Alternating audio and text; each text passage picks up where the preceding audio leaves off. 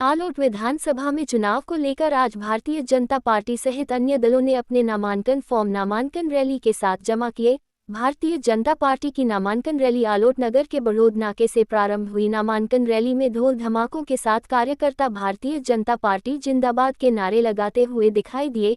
इस नामांकन रैली में हजारों की संख्या में भारतीय जनता पार्टी के कार्यकर्ता उपस्थित रहे। नामांकन रैली नगर के मुख्य मार्गों से होती हुई कार्यक्रम स्थल विक्रम क्लब मैदान में पहुंची। नामांकन रैली का जगह जगह राजनीतिक संगठनों ने अपने मंच लगाकर फूल वर्षा कर स्वागत किया।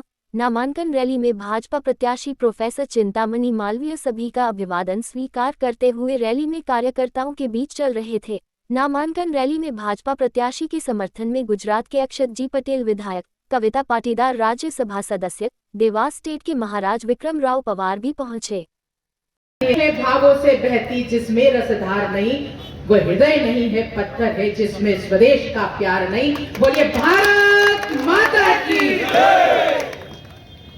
आज मैं सबसे पहले तो आपकी इस उपस्थिति, क्योंकि मैं बहुत शुरुआत से आपकी नामांकन रैली में उपस्थित हो गई थी, जो उत्साह के रूप में आप लोगों के चेहरे पर उत्साह और खुशी देखी, तो मैं डॉक्टर चिंतामणि भाई को,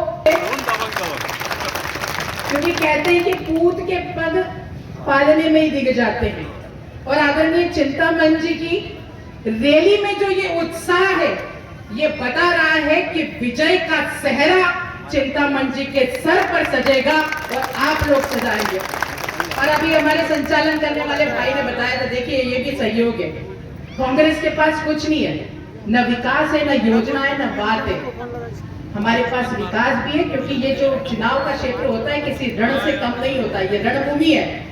और सैनिक के रूप में बूथ पर बैठा हुआ एक एक जाबाज भारतीय जनता पार्टी का कार्यकर्ता है, और शस्त्र के रूप में हमारे विकास और हमारे योजनाएं हैं जो विजय की ओर हमारे कदमों को आगे बढ़ाएगी।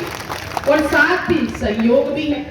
अभी संचालक जी ने कहा था कि अशोक जी के नामांकन में, क्योंकि उनके सामने भी जो भी कांग्रेस से प्रत्याशी है, यही प्रत्याशी थे, नहीं कौन थे उस वक्त, प्रेमचंद गुड्डू जी थे।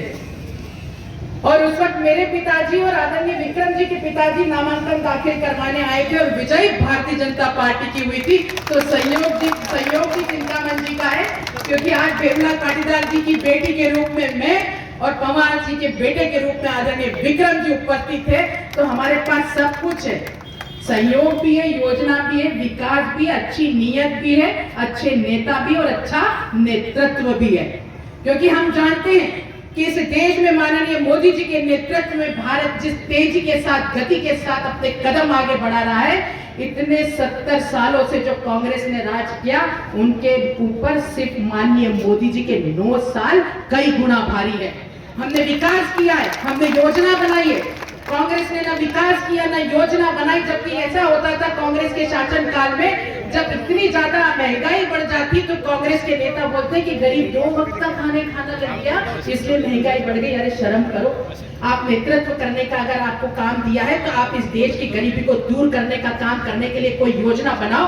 अगर योजना बनाई और इस देश की गरीबी को खत्म करने का काम और उसके लिए प्रयास करने का काम किया तो आदरणीय मोदी जी ने किया। आपका सबको, हम सब भारतीय जनता पार्टी की तरफ से वादा है, क्योंकि भारतीय जनता पार्टी जो कहती है वो करती है। चाहे हमने शिवराज सिंह जी के नेतृत्व की सरकार की कार्य योजना को उठाकर देख लो, चाहे माननीय मोदी जी की कार्य योजनाओं को देख लो। आज जिस ब्रिटेन ने इतने सालों पर हम पर राज किया, अर्थव्यवस्था में माननीय मोदी जी के नेतृत्व में हमने उनको भी पीछे छोड़ दिया और देश की सबसे बड़ी 5वीं ताकत बनकर आज उभर कर आए हैं। और आप सच मानिए, ये चुनाव सिर्फ आलोट के विकास का चुनाव नहीं है, इस प्रदेश के विकास का चुनाव है, इस देश के विकास का चुनाव है। और सच्चे भारतीय अगर हम हैं तो अच्छे नेतृत्व को चुनना हमारी जिम्मेदारी है, वरना वही हाल होगा। एक कहानी में हमेशा सुनाती हूँ कि एक गांव में एक महात्मा है, संत है, जो चेहरा देखकर भविष्यवाणी करते थे।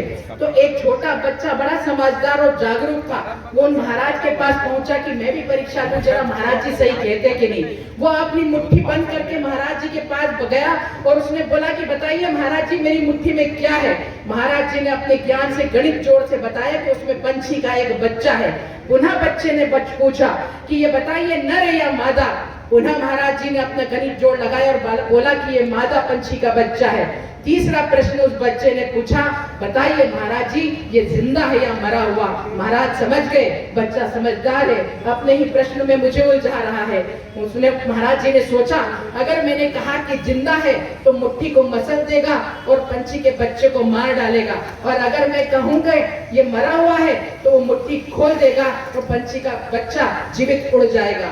तो महाराज जी ने जवाब दिया कि ये जिंदा है या मरा है, तेरी मुट्ठी की ताकत में है, तू चाहे तो ये जिंदा और तू चाहे तो ये मरा हुआ। ऐसे उसमें रहेगा। और इंडस्ट्रीज में अभी एक मुद्दा जो भाई साहब ने बहुत अच्छी तरीके से उठाया, फूड प्रोसेसिंग का, जिसका मैं समझता हूँ यहाँ पे बहुत बड़ा स्कोप है। उसमें मेरे लायक जो भी योगदान होगा, मैं बिल्कुल भाई साहब के साथ कंधे से कंधा मिला के खड़ा हूँ। नमस्कार।